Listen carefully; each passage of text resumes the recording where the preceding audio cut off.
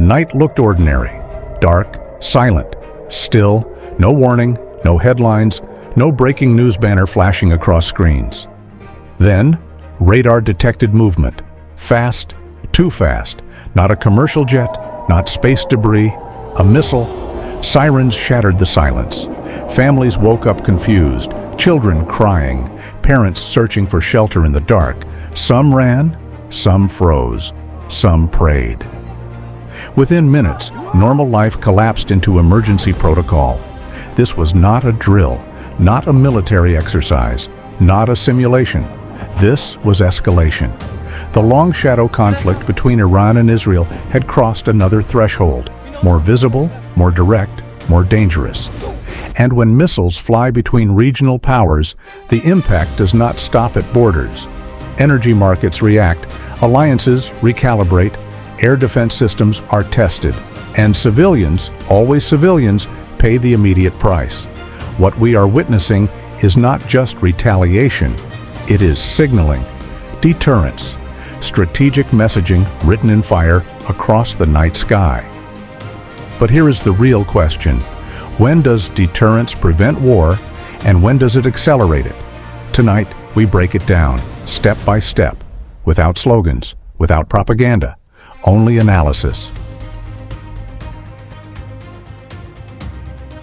To understand this escalation, we need to rewind, because missile launches do not happen in isolation. They are decisions, calculated, measured, deliberate. Reports began emerging of large-scale military strikes inside Iranian territory. Explosions were heard in multiple areas. Strategic facilities were said to be the targets. Infrastructure linked to security and defense. On paper, this was framed as a precision operation. But in reality, precision does not eliminate consequence. Shockwaves do not distinguish between military compounds and nearby homes. Debris does not ask who is a soldier and who is a civilian. Casualty reports followed. Residential structures damaged, families displaced. Fear spreading faster than official statements. For Tehran, this was not merely a tactical strike. It was interpreted as a violation of sovereignty. And in geopolitics, sovereignty is not symbolic. It is survival.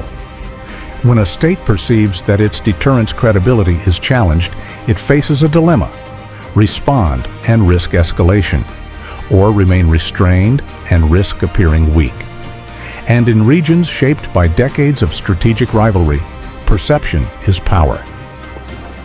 If a government cannot project strength externally, its deterrence weakens internally. That calculation changes everything. So the question was no longer if there would be a response. It became how. Measured, symbolic, or overwhelming? Because every response carries layers: military impact, political signaling, regional consequences. And once that decision threshold is crossed, events begin moving faster than diplomacy. The response did not come through press conferences. It came through launch platforms. Missiles lifted into the night sky, long-range systems designed not only to strike, but to signal. This was not random fire. It was calibrated retaliation. For Iran, the objective was layered. First, demonstrate capability. Second, restore deterrence credibility. Third, send a regional message. Escalation will not go unanswered. Ballistic trajectories were calculated. Flight times measured in minutes. Impact windows narrow. But retaliation in modern warfare is never just about the launch. It is about saturation. Instead of relying on a single projectile, multiple assets are deployed. Different vectors, different altitudes. Compressed timing. This is known as a saturation strategy. Simple in theory, complex in execution. Every air defense system has limits.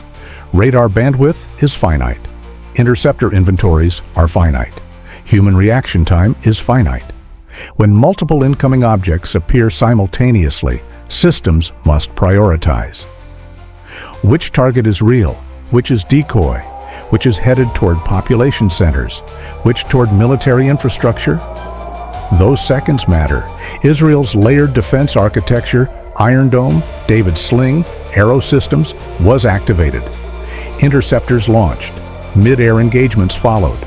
Explosions lit the sky before ground impact. Many threats were neutralized.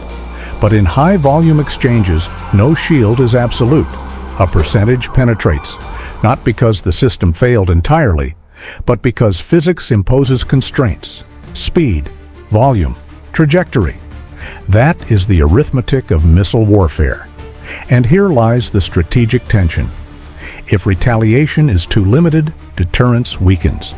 If retaliation is too large, escalation spirals. Both sides understand this balance. Both sides calculate. But calculation does not eliminate risk, because once missiles are airborne, control becomes conditional.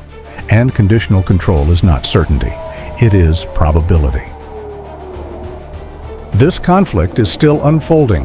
It has not reached its final chapter. It has not reached a definitive outcome. It is dynamic, reactive, fragile. It could de-escalate through diplomacy. It could intensify through miscalculation. It could widen through alliance entanglements. That uncertainty is the real headline. Because when two regional powers exchange direct strikes, the consequences extend beyond their borders. Energy markets respond. Global investors reassess risk. Neighboring states adjust military posture. Major powers monitor closely. The Middle East does not exist in isolation. Instability there ripples outward. But beyond strategy and global calculations, one truth remains constant. Military capability can project power. It can reinforce deterrence. It can reshape tactical equations. But it does not eliminate vulnerability. Not for cities, not for families, not for the future. The deeper question is not who launched first, not who intercepted more, not whose system performed better.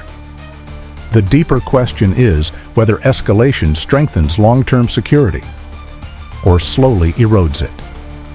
History offers patterns. Cycles of retaliation rarely end through exhaustion alone. They end through decisions. Political decisions, strategic restraint, negotiated thresholds. And those decisions are made by people, not by missiles, not by radar systems, not by algorithms, by people. Understanding conflicts like this is not about taking sides. It is about understanding mechanisms, because informed analysis is the first step toward responsible discourse. This discussion is presented for educational and analytical purposes, to examine geopolitical dynamics, to understand strategic logic, and to highlight human impact, not to glorify violence, not to justify harm. Because at the end of every escalation cycle, the cost is measured in human terms, and that reality should never be abstract.